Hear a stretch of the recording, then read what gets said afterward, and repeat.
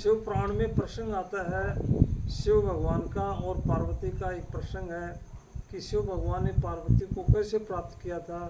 और पार्वती की परीक्षा लेने के लिए सप्त ऋषि को भी, 7 ऋषियों को भी भेजते हैं शंकर भगवान, और जाकर के कहते हैं, यानी शंकर भगवान के अवगुणों को प्रदर्शित करते हैं, वहाँ अवगुण बताते हैं पार्वती को कि इस तरह से वो तो भोला भंडारी है, इस तरह से जो है राख रमा करके रहता है, सर गले में है,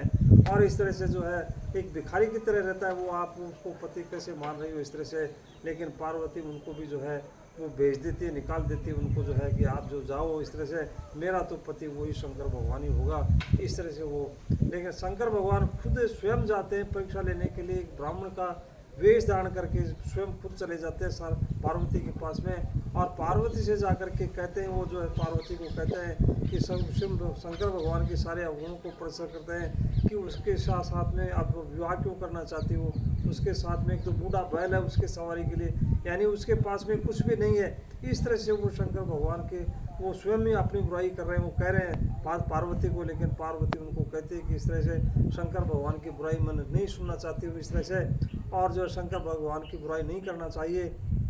क्योंकि उसमें तो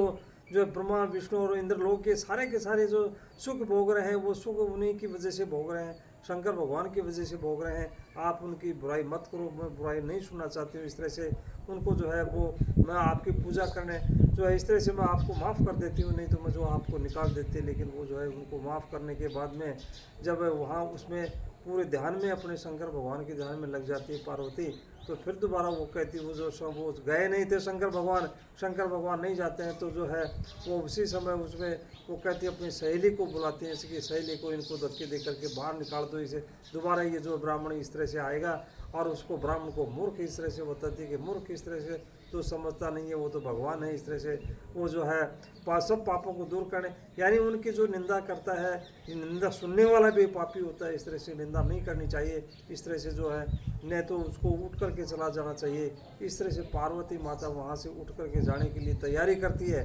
क्योंकि वो तो सिर्फ उसकी